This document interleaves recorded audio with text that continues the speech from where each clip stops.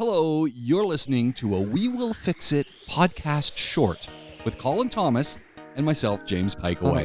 What's the big ticket items this week in the shop? Anything going on? Yeah, we're doing loads and loads of repair and replace, which is the new service for replacing AC units. Okay. Which is going really well. We must have quoted for 25 jobs in the last month, which, if you imagine, that's a lot of AC units. That is a lot of AC units. And you're just one company, so yeah. I mean, we to be fair, because they're really high ticket items, you don't get a lot of those that convert, but it's a good number. And you know what? Turns out we're really, really good at it, which is great.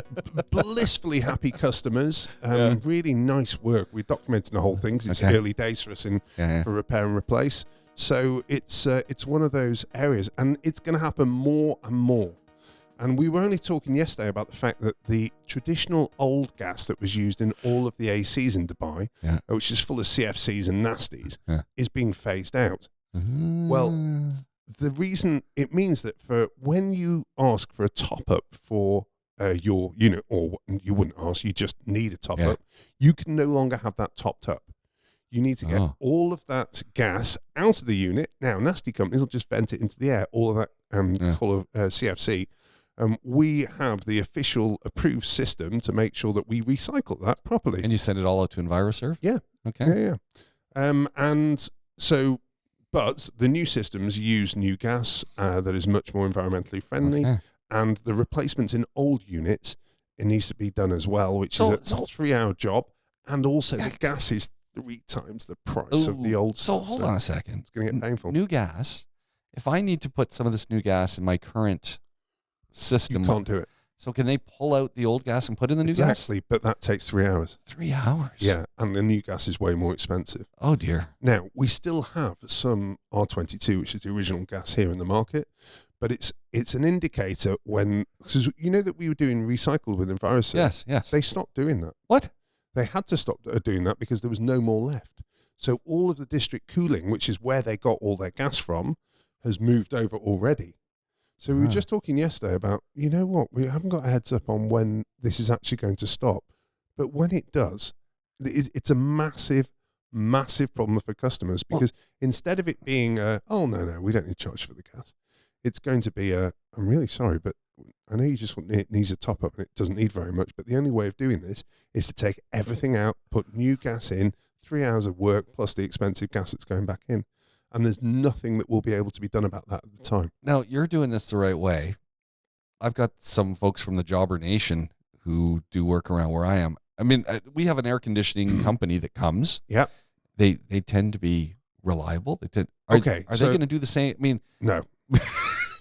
To give you an idea, the units that are required to do it is law in the UAE right now, but a lot of companies are not doing it. So the bit of equipment that is just required to do that is 7,000 dirhams. Ooh. And for me, just to keep going, I need 6 of them. Yikes. So, and we've made that investment. But you imagine the majority of companies here, unless they get caught, which is kind of unlikely, they are venting. So the cleaning process, though, of my system, even if I vent it all out, do I not have to run through a little, get rid of any? Yeah. Are they going to do that? Probably not, right? So there's a number of different ways of doing that. So the standard way that companies like this would do it is they just run some more. So they cut open the pipework or a pipe somewhere near the compressor, vent out what's there, then shove some more through it to get all of the muck out of it. Oh, if they cut the pipe, there's a potential for a leak. Oh, no, everything goes. Everything goes. But then when they have to seal it up, there's a potential that they don't. Oh, no, you have to do that anyway. If you're replacing a compressor, for instance, you'd have to do that anyway. But that is their cleaning technique, which is appalling. Oh, man. The other possibility is by using nitrogen and one of the cleaning gases that we have available, which basically means it is more effective, more environmentally friendly.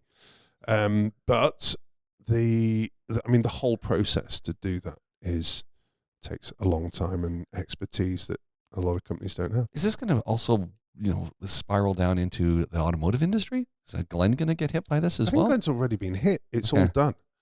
for those guys. They have automatic machines, which makes Right. life a lot easier. Yeah. So actually, on his, they pull out automatically before putting new in. You couldn't use So one of it's those standard with process. what you're doing? No, No. because if you imagine we're on a roof, so everything needs to be portable, and it's a very different scenario. Okay. But it's that process. So what that will do is, at times when these old units are at the stage where they need a gas replacement, I think it will push people towards replacing them at that point. So we need to be ready for that. Yeah. And to be fair, we're really ready for that. And But I'm gonna get hit with- blissfully happy with the work that's been done. The client gets hit with a little bit extra cost because the gas no way costs around more. There's no way around it. Okay. But to, at that stage when you've got really old units, to go through the rigmarole of putting new gas in those old units, more customers, not a massive percentage, but more customers will go, you know what, I'm going to take this opportunity just to replace that unit. All right.